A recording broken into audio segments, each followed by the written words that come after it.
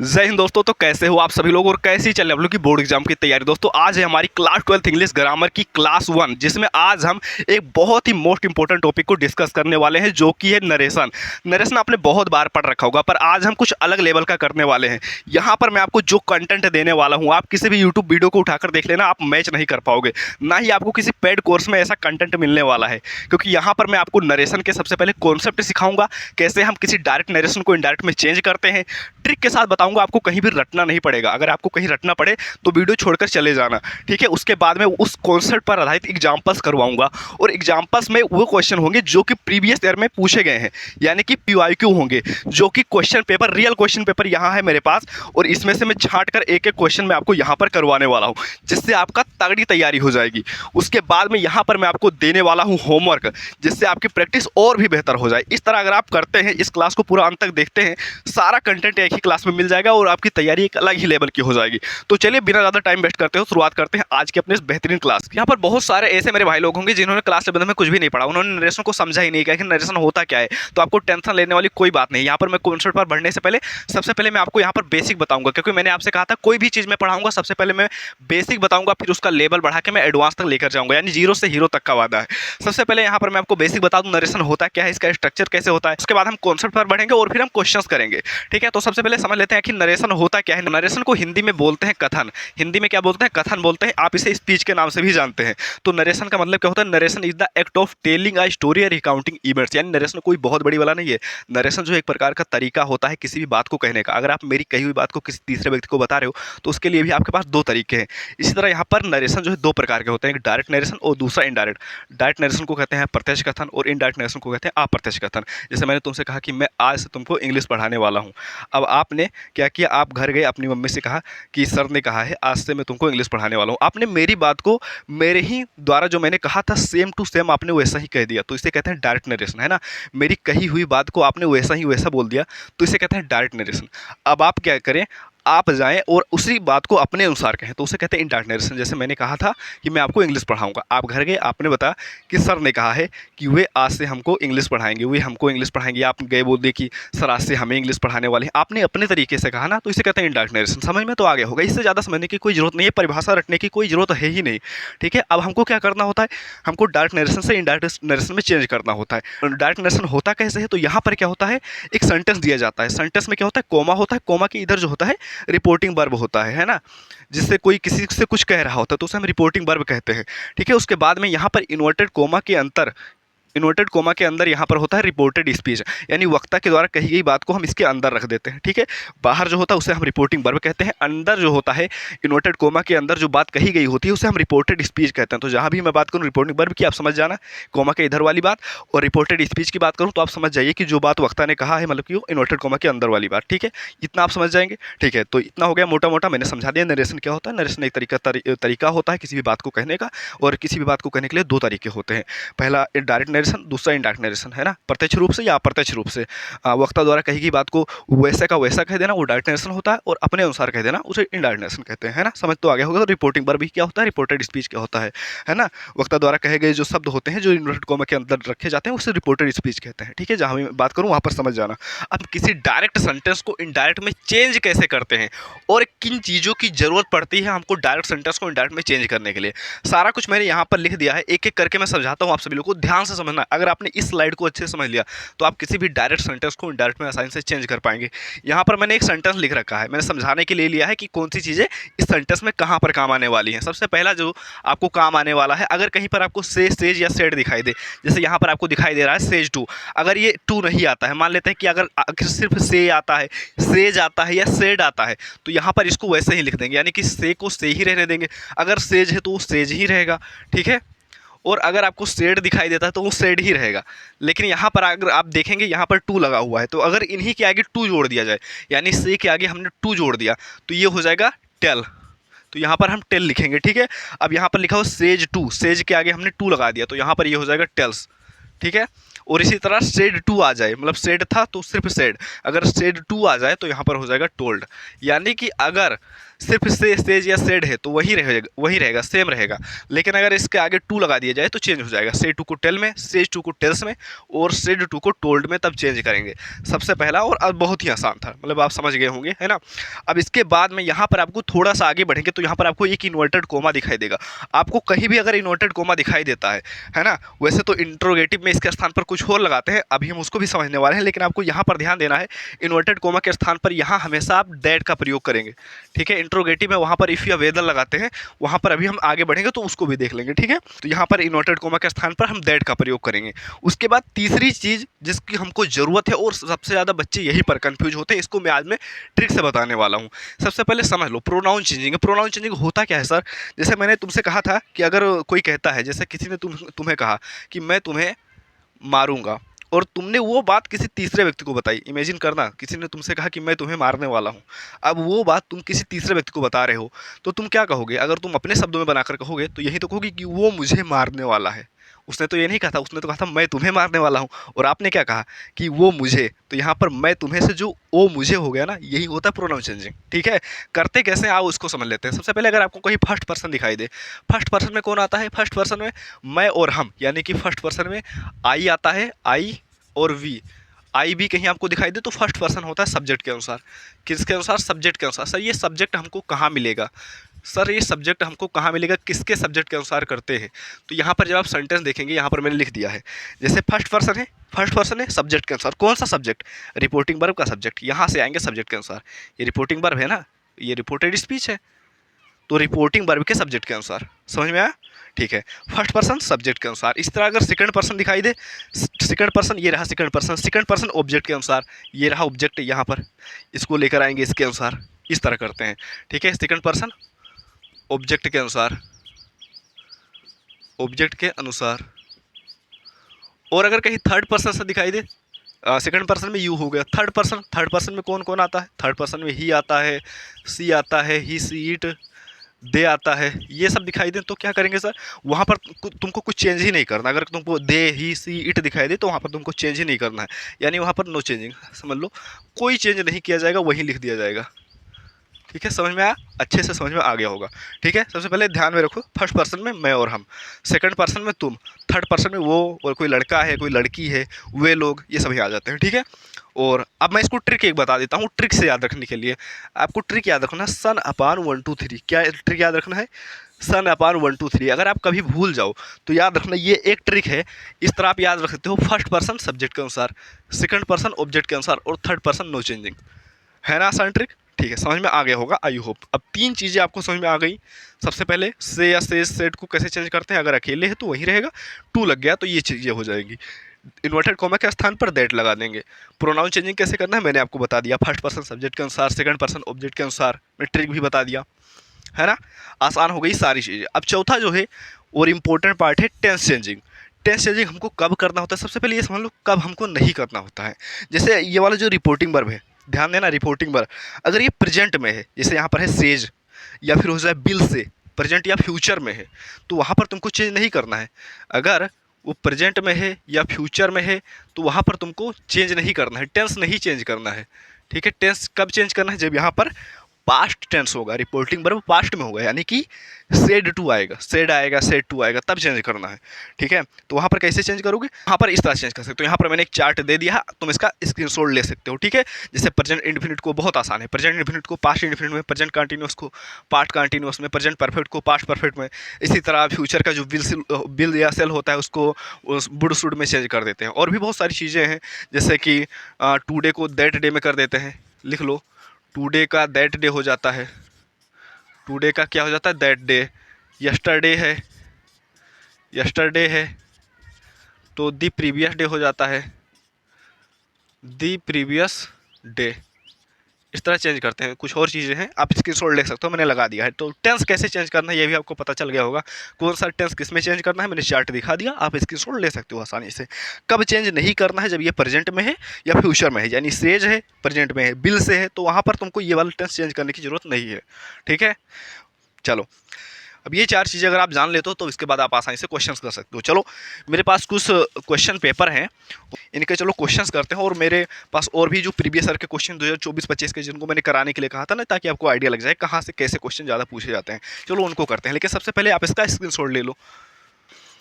चलिए अब हम क्वेश्चन की ओर बढ़ते हैं और देखते हैं किस प्रकार के क्वेश्चन जो हमारे बोर्ड एग्जाम में पूछे जाते हैं। यहाँ पर मैंने जितने भी क्वेश्चन लिए हैं 2022 में, 2024 में, 2022-25 में लगातार ऐसे पूछे जाने वाले क्वेश्चंस हैं, ताकि आपको आइडिया लग जाए किस तरह के क्वेश्चन जो है पूछे जाते हैं। यानी एक एक क्वेश्चन यहाँ से मैंने क्वेश्चन पेपर में से उठाकर यहाँ पर लिखा है ना। चलो अब हम देखते हैं। सबसे पहला जो हमारा क्वेश्चन है, Rita says I shall do it. Rita says I shall do it करते हैं। तो सबसे पहले क्या लिखेंगे, रीता को मैंने लिख दिया रीता। अगर सेज है तो सिर्फ सेज है तो सेज ही लिखा रहेगा, ठीक है। सिर्फ सेज है तो सेज ही लिख देंगे। अगर सेज टू होता तो टेल्स कर देते हैं ना। अगर सिर्फ सेज या सेड है तो उसको वैसा ही लिखा रहने देंगे। उसके बाद आगे बढ़ेंगे तो इन्वर्टेड कोमा के स्थान पर क्या लगाएंगे, दैट लगाएंगे। इन्वर्टेड कोमा के स्थान पर क्या लगाएंगे, दैट। अब थोड़ा और आगे बढ़ेंगे, क्या है, आई सेल डू इट। आई को चेंज करेंगे। आई को कैसे चेंज करेंगे, मैंने आपको ट्रिक बताया था ना प्रोनाउन चेंज करने के लिए, सन अपान 1 2 3 ट्रिक मैंने बताया था, सन अपान 1 2 3। देखो यहाँ पर आई कौन सा पर्सन है, आई फर्स्ट पर्सन, आई और भी फर्स्ट पर्सन है। तो फर्स्ट पर्सन किसके अनुसार जाएगा, सब्जेक्ट के अनुसार। सब्जेक्ट कहाँ है, ये रहा सब्जेक्ट, रीता। तो रीता एक लड़की है, तो लड़की के लिए यहाँ पर क्या लगा देंगे, सी लगा देंगे, ठीक है, सी। उसके बाद में सी के साथ हम यहाँ पर सेल तो लगाएंगे नहीं, सी के साथ क्या लगाते हैं, विल, ठीक है, सी विल, और फिर डू, और फिर इट, ठीक है। हो गया, आसानी से समझ में आया कि नहीं, ठीक है। अब देखो दूसरा question, he said I will come here. He said I will come here, ठीक है। अब यहाँ पर कुछ लोग सोच रहे होंगे, सर आपने यहाँ पर विल को वुड क्यों नहीं किया। तो यहाँ पर देखो मैंने कहा था कि अगर जो हमारा रिपोर्टिंग वर्ब वाला सेंटेंस है वो अगर प्रेजेंट में है या फ्यूचर में है तो हमको जो है रिपोर्टेड स्पीच वाला सेंटेंस चेंज करने की जरूरत नहीं है। और यहाँ पर ये प्रेजेंट में है सेज, तो यहाँ पर हमको टेंस चेंज नहीं करना है। अब यहाँ पर ये पास्ट में है, सेड है, तो यहाँ पर हमको टेंस चेंज करना पड़ेगा।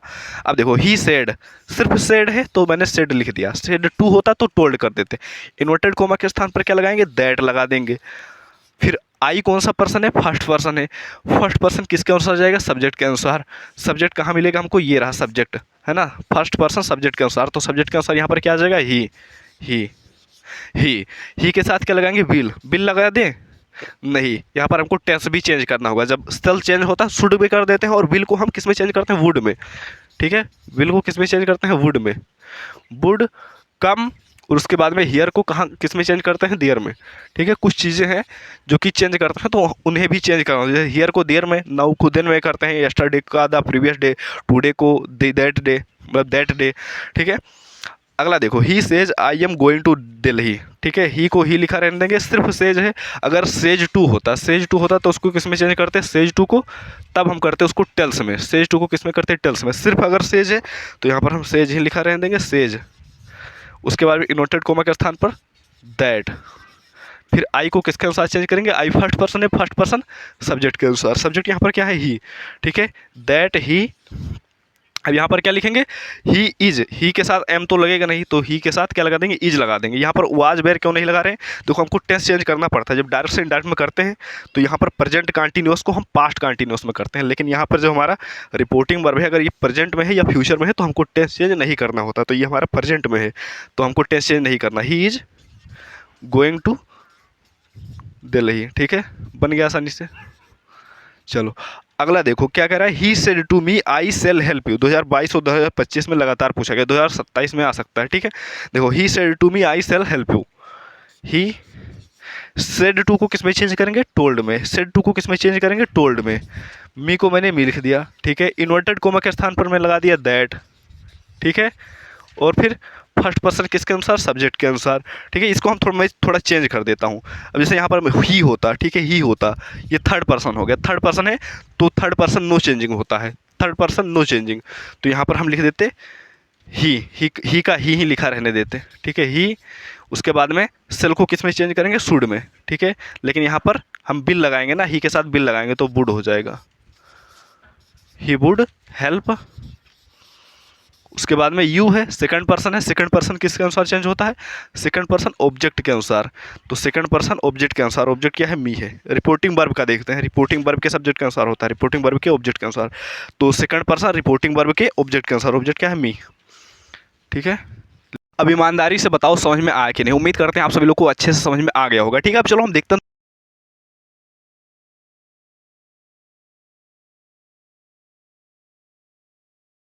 ठीक है। चलो सबसे पहले इसको स्क्रीनशॉट कर लो। चलो अब थोड़ा सा क्वेश्चन का जो है लेवल बढ़ाते हैं और थोड़े से डिफिकल्ट क्वेश्चन करते हैं। ये भी जो है प्रीवियस में पूछे गए हैं, 2025 में, 2023 में, 2025 में पूछे गए क्वेश्चन है। सबसे पहले क्वेश्चन देखो, the girl said to her mother my plate is empty. The girl said to her mother, तो क्या लिखेंगे, द गर्ल सेड टू को किस में चेंज करेंगे? अगर सिर्फ सेड होता तो उसको सेड ही लिखा रहने देते, लेकिन क्या है, सेड टू है, तो सेड टू को किस में चेंज करते हैं? टोल्ड में। किस में चेंज करेंगे? टोल्ड में। द गर्ल टोल्ड, और उसके बाद में हर मदर, क्या लिखेंगे? Her mother.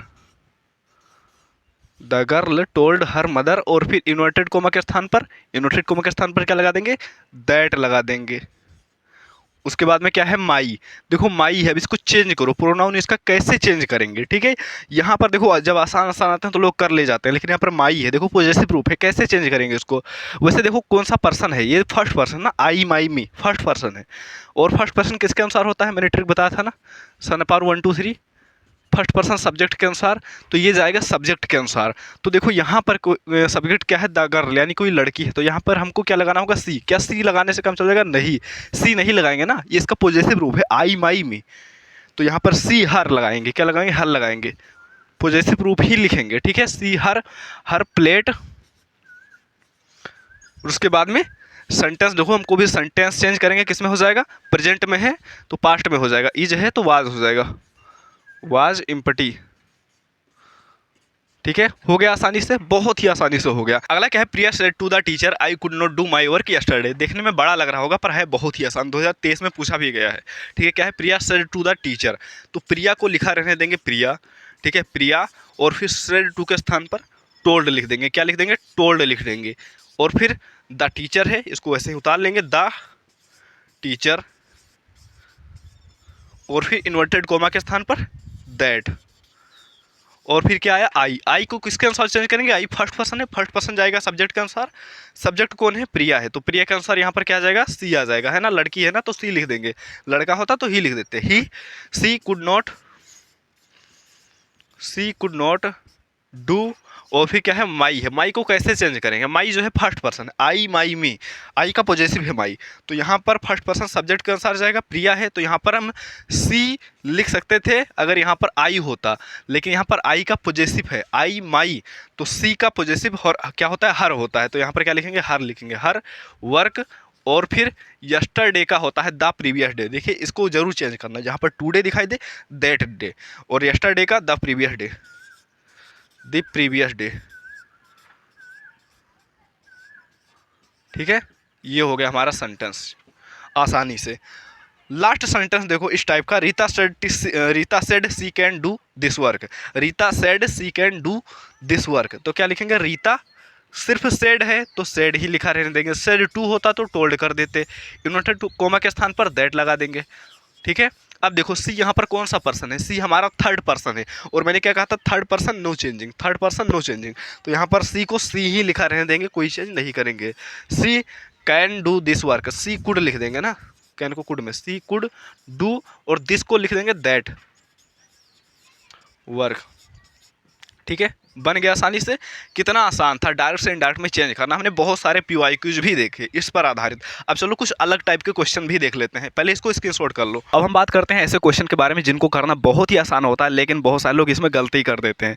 अगर कहीं आपको किसी डायरेक्ट सेंटेंस में प्रोवर्ब्स दिखाई दे, मतलब कहावतें जैसे कर्म ही पूजा है, अगर कहीं आपको यूनिवर्सल ट्रूथ दिखाई दे, 2 और 2 4 होते हैं, हिस्टोरिकल फैक्ट, हमारा देश 15 अगस्त 1947 को आज़ाद हुआ था, ऐसी चीज़ें अगर आपको दिखाई दे, वहाँ पर आपको टेंस चेंज करने की जरूरत होती नहीं है, क्योंकि अगर आप अभी कह रहे हो 2 और 2 4 होते हैं, अगर आप इसको इनडायरेक्ट में चेंज करते हो तो रूल के अनुसार प्रेजेंट को पास्ट में चेंज करना होगा, जिसके लिए आपको ये कहना पड़ेगा कि 2 और 2 4 होते थे। लेकिन ये तो कह नहीं सकते ना, क्योंकि 2 और 2 4 आज भी होते हैं, आज कहो या 10 साल बाद कहो, 2 और 2 4 होते हैं, और होते थे नहीं बन पाएगा, तब भी 2 और 2 4 ही होगा। ठीक है, चलो तो हम देखते हैं ऐसे क्वेश्चन में क्या करना होता है। ऐसे क्वेश्चन में बस हमको यहाँ पर इन्वर्टेड कोमा जो होता है ना, इसके स्थान पर हमको दैट का प्रयोग करना होता है, बाकी का सेंटेंस हम वैसे ही लिख देते हैं। जैसे देखो, Ram said to me God is everywhere. एक सेकंड देखने कैमरा चल रहा है सही से कि नहीं।